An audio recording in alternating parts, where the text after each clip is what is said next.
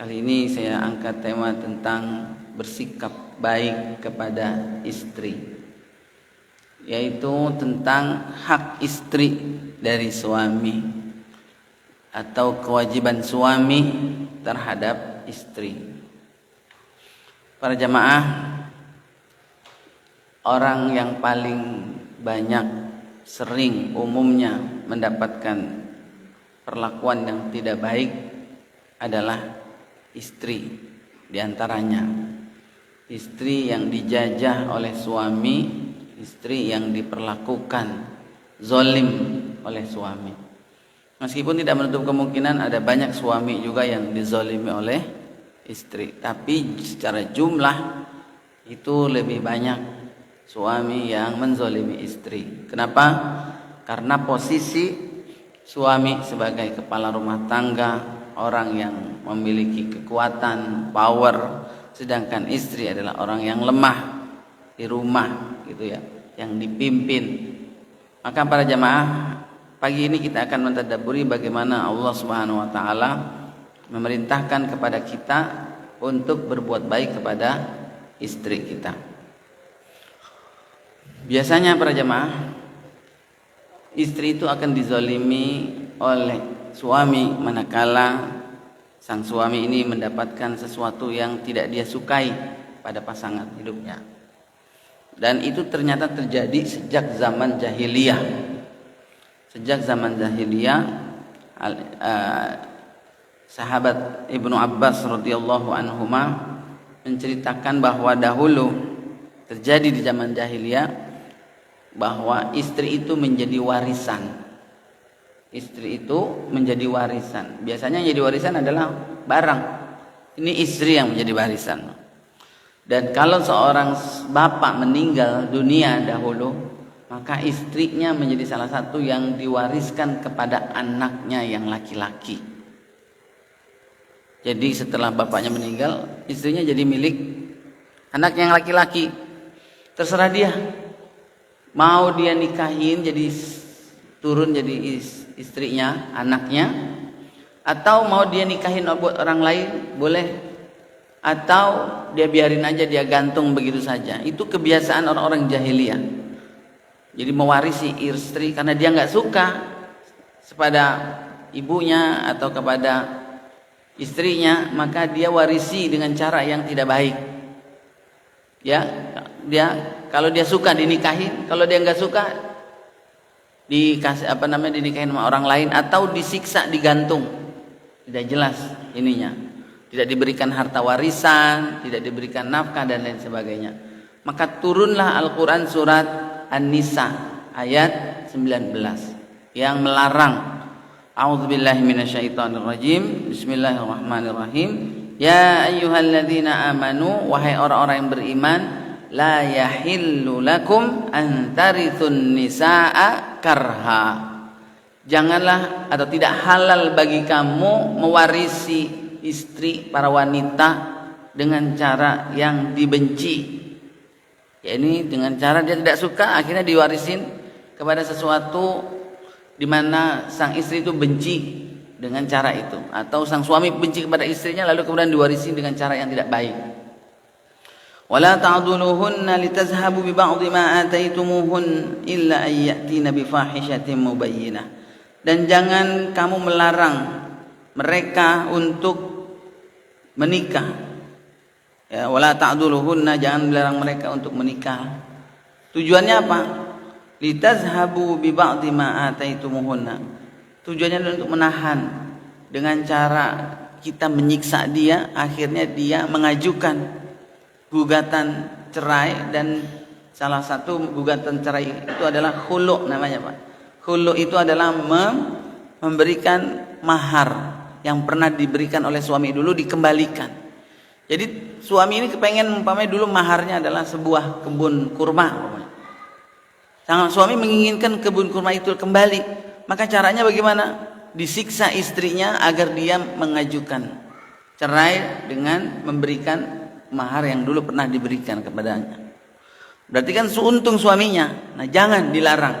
Ini adalah sederetan sikap-sikap orang dahulu, orang jahiliyah, yang zalim kepada istrinya. Maka Islam datang untuk meninggikan, mengangkat derajat wanita. Wa ashiruhunna bil ma'ruf. Maka perintahnya dalam ayat ini adalah setelah melarang tadi, kata Allah, pergaulilah mereka bil ma'ruf, dengan cara yang baik. Bahwa mensikapi, menggauli istri itu adalah harus dengan cara yang ma'ruf. Dan bahkan Allah katakan fa in karihtumuhunna, yaitu meskipun dalam kondisi kamu tidak suka pada istri tersebut, maka diperintahkan untuk tetap bersikap yang baik. Kenapa? Allah katakan bisa jadi istri kamu itu menjadi pintu rezeki. Istri kamu itu bisa menjadi pintu kebaikan kalau kamu bersabar dengan kekurangan, ada yang tidak kamu sukai dari istri tersebut. Fa asa an takrahu syai'an, boleh jadi engkau membenci sesuatu, lalu Allah ganti wa yaj'alallahu fihi khairan katsira, dengan kebaikan yang banyak, maka dia menjadi pintu kebaikan buat suami. Jadi para jamaah sekalian yang berbahagia, diperintahkan untuk tetaplah mempergauli istri dengan cara yang baik. Nah, perintah untuk mempergauli istri dengan cara yang baik para jamaah adalah dengan menggunakan diksi kalimat wa ashiruhunna. Kita menangkap bagaimana perintah Allah untuk memperbaiki sikap kita kepada istri dengan kalimat yang digunakan oleh Allah, wa ashiruhunna. Kalau dalam bahasa di buku nikah adalah muasyarah bil ma'ruf. Ya, setelah nikah saya suami berjanji satu akan mempergauli istri dengan yang baik, yaitu muasyarah bil ma'ruf. Nah, ashiruhunna itu perintahnya menggunakan kalimat ashiru, ashrun, ashratun, itu arti asalnya adalah sempurna. Ashratun itu artinya adalah sempurna. Dan ashratun itu arti juga memiliki arti 10. Wahid, isnan, salasa, arba'ah, khamsah, sita, sab'ah, samaniyah, tis'ah, asyrah, 10. 10 itu dikatakan sempurna karena apa? Karena udah lengkap. Ya, 11-nya balik lagi ke 1 lagi. Ya, jadi 10 itu adalah sempurna. Maka perintah untuk mensikapi, mempergauli istri dengan baik itu menggunakan pergaulan yang sempurna. Wa ashiruhunna bil ma'ruf. Jadi para jamaah sekalian, ini bahasa yang diisyaratkan dalam ayat bahwa yang namanya sempurna boleh jadi saat kita sedang melihat istri itu sedang ngeselin kita, sedang mengecewakan, sedang berbuat salah, kita tetap diperintahkan untuk mempergauli mereka dengan baik. Di dalam hadis yang lain yang ada dikuatkan para jemaah, apa? Tidak boleh ada seorang la yafruqu mu'minun mu'minah. Tidak boleh ada seorang mukmin laki-laki, baik itu apakah suami ataukah itu bapak, yang membuat marah seorang mukminah perempuan, baik itu istrinya ataupun anak perempuannya. Jangan boleh ada yang membuat mereka marah, menjadi penyebab mereka itu kesal sama kita. Jadi ini bagaimana Islam datang membela hak-hak kaum wanita. Di dalam hadis yang lain Rasulullah SAW mengatakan istausu bin nisa'i khairan. Kalaupun mereka ada kurangnya, mereka ada salahnya, maka cara memperbaikinya adalah dengan menasehati dia cara yang baik. Istausu bin nisa'i khairan.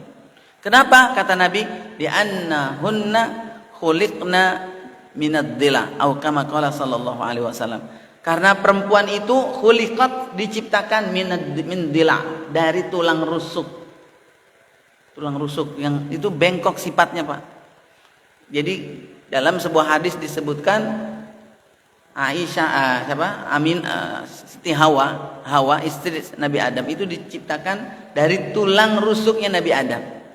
Nabi Adam diciptakan dari tanah, istrinya dari tulang rusuk Nabi Adam, diambil saat Nabi Adam sedang tidur.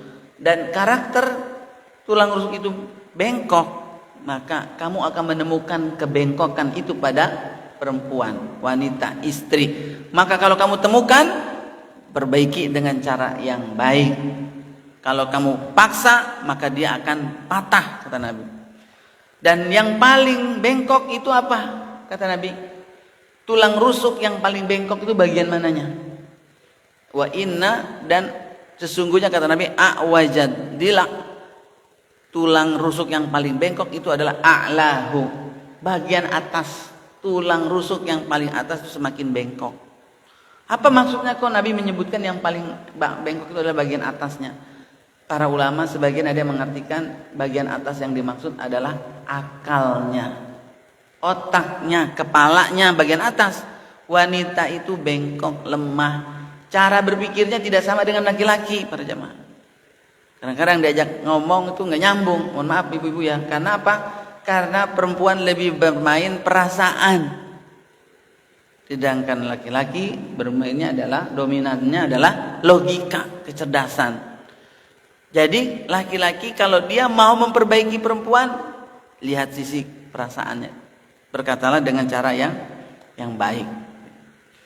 Nah, para jemaah sekalian, termasuk dalam hukum nanti cerai dan lain sebagainya, mau rujuk, itu semuanya terkait dengan bagaimana dia harus berbuat baik kepada istri tersebut. Dan beberapa pekan yang lalu pun pernah kita bahas ya tentang istri dan anak yang menjadi musuh ya. Udah pernah kita bahas di sini bagaimana itu mensikapinya saat mereka itu berbuat salah. Allah Subhanahu wa taala memerintahkan justru malah maafkan. Suruh bersikap santun tetap, ya lapang dada, jangan dikasarin, jangan dibentak. Bersikap lapang dada dan ampuni kesalahan dia. Jadi para jemaah, itu adalah hak istri. Hak istri dari suami, kalau saya salah, tolong betulin tapi dengan cara yang baik. Nah, Allah mengungkapkan dengan cara yang baiknya dengan istilah apa? Bil ma'ruf. Ma'ruf itu para jemaah sering diartikan baik, tapi dia satu akar kata dengan al-urf. Al-urf itu bahasa yang dimaksud artinya adalah adat kebiasaan, itu al-urf. Jadi kebaikan yang dimaksud ma'ruf itu adalah kebaikan yang sudah dipahami, diakui oleh masyarakat. Itu namanya bil ma'ruf. Jadi dalam perintahnya dalam ayat ini wa'ashiruhunna bil ma'ruf, Allah tidak menyebutnya secara spesifik bagaimana itu mempergauli mereka dengan cara yang baiknya itu. Tidak seperti hukum waris. Kalau hukum waris bagiannya udah jelas, Pak. Seorang istri itu kalau suaminya meninggal dia dapat 1/4 atau 1/8. Dijelaskan itu berapanya dapat. Kalau dia sebagai seorang anak, kalau dia sendiri dia dapat setengahnya. Tapi di dalam ayat ini bil ma'ruf, dengan cara yang baik, tidak disebutkan secara ukurannya, tetapi dikembalikan kepada adat yang berlaku di setiap daerah, di suatu masyarakat. Jadi maksudnya apa para jemaah? Kalau kita mempergauli istri dengan cara yang baik, nilai kebaikan yang diakui oleh masyarakat itu yang menjadi standarnya, dan tidak ditetapkan oleh Allah Subhanahu wa taala secara pasti berapa ukurannya. Itu karena setiap adat satu tempat dengan tempat yang lain berbeda-beda. Makanya sesuaikan dengan adat kebiasaannya. Atau yang disebabkan karena setiap laki-laki yang satu dengan yang lainnya itu berbeda-beda para jemaah kemampuannya. Orang kaya punya standar hidup yang berbeda ya dengan orang yang menengah atau dengan orang yang miskin. Jadi para jemaah, kalau umpamanya dalam keadaan susah, berapa yang mampu oleh seorang suami mempergauli istrinya dengan cara yang baik, maka sesuaikan dengan kemampuan suami. Antara si A dengan si B tidak sama. Ya, dalam hal memberikan tempat tinggal, nafkah. Jangan membandingkan, saya minta nih dalam ayat, kamu wahai suami harus mempergauli saya dengan baik. Saya minta tempat tinggal, hak saya. Mana? Di Pondok Indah. Waduh, sama kayak dia sama. Ya beda dong, dia lakinya kerja di mana, kita saya sebagai apa? Maka ashiruhunna bil ma'ruf. Sang istri pun harus memahami bahwa perintah untuk berbuat baik kepada mereka itu disesuaikan dengan kemampuan kondisi sang suami. Kalau seorang umpamanya nih Bu, mohon maaf Bapak, saking orang ini mau menceraikan istrinya, maka cara menceraikannya pun mau dengan cara yang baik, yaitu sesuai dengan ajaran yang ditetapkan oleh Allah dalam Al-Qur'an. Dan diantaranya wanita yang dicerai itu adalah dia berhak tetap mendapatkan tempat tinggal selama masih masa iddahnya. Tetap masih mendapatkan nafkah. Berapa besarnya? Nah, itu dia secara adat kebiasaan yang berlaku. Kalau cuma orang yang biasa, maka ya tempat tinggalnya yang sederhana sesuai dengan yang biasanya dia tinggal. Belanjanya berapa? Ya sesuai yang biasa diberikan. Jangan saya minta sebulan 100 juta ya.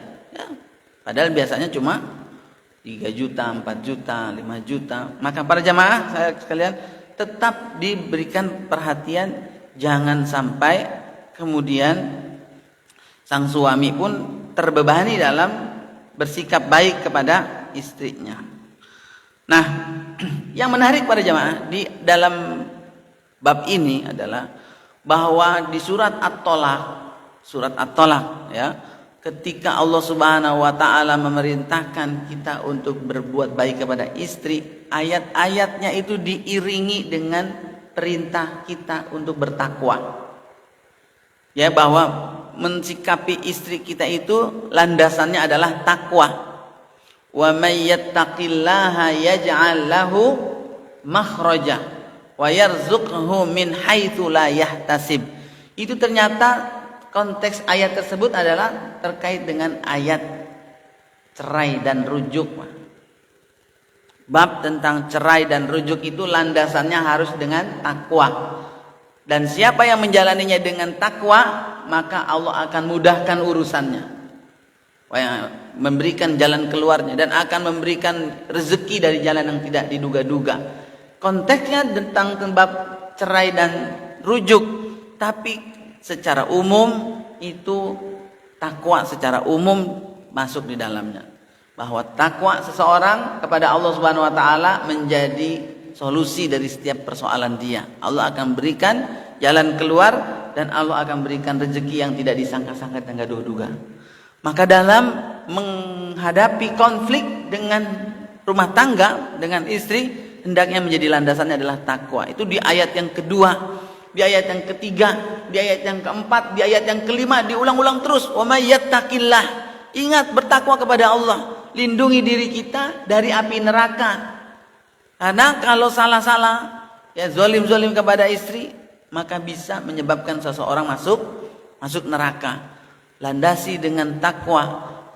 Allah janjikan akan berikan solusi. Yang kedua, Allah akan berikan rezeki dari jalan yang tidak disangka-sangka, tidak diduga-duga.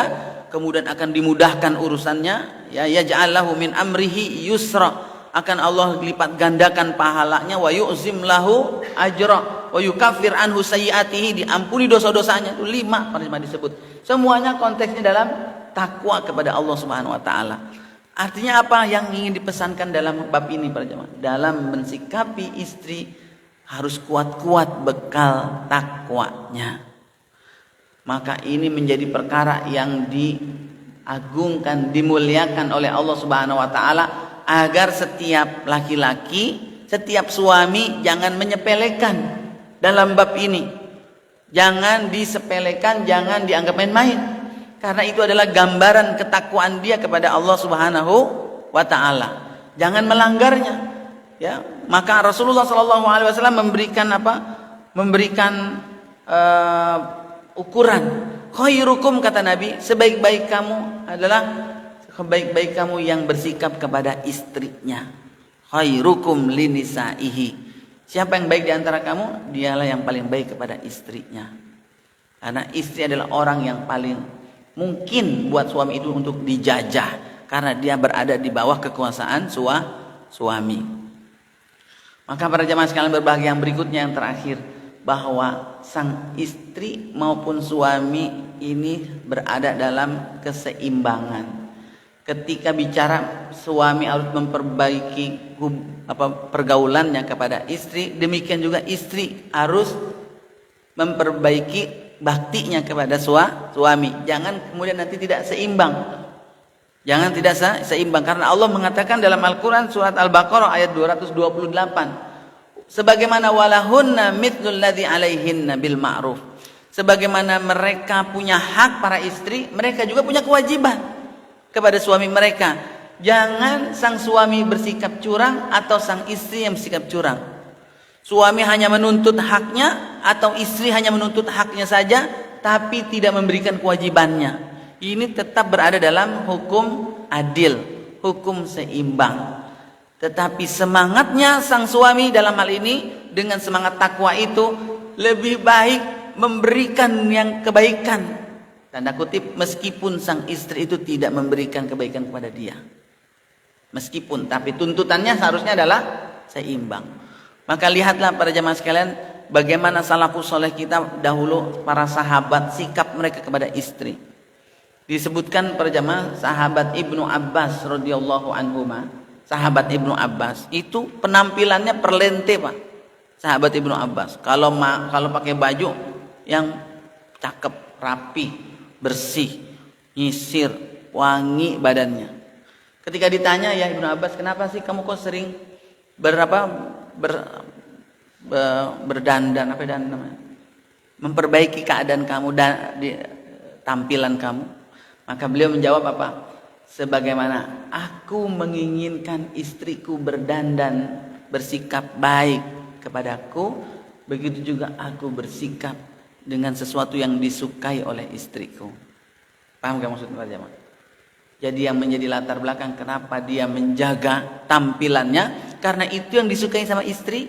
Karena Ibnu Abbas juga menginginkan istrinya pun tampil di hadapan dia dengan sebaik-baik tampilan.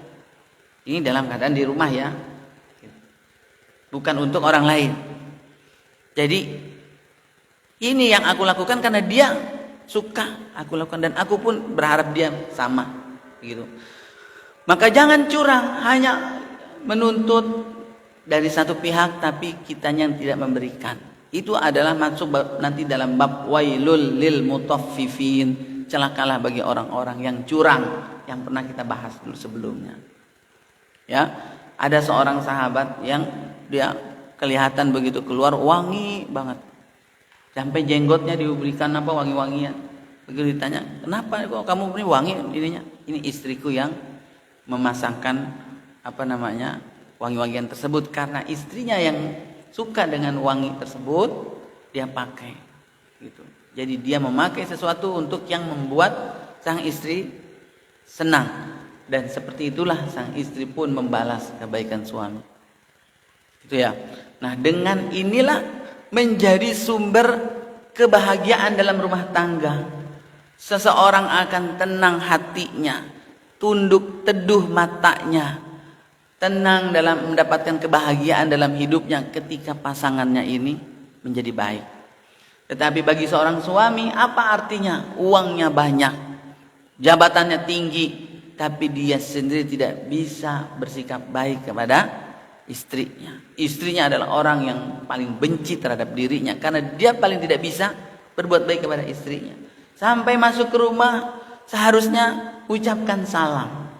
Setiap kali masuk ucapkan salam. Salam itulah yang akan memecahkan seharian dia berpisah dengan suami, dengan istri, dipecahkan dengan salam. Waalaikumsalam.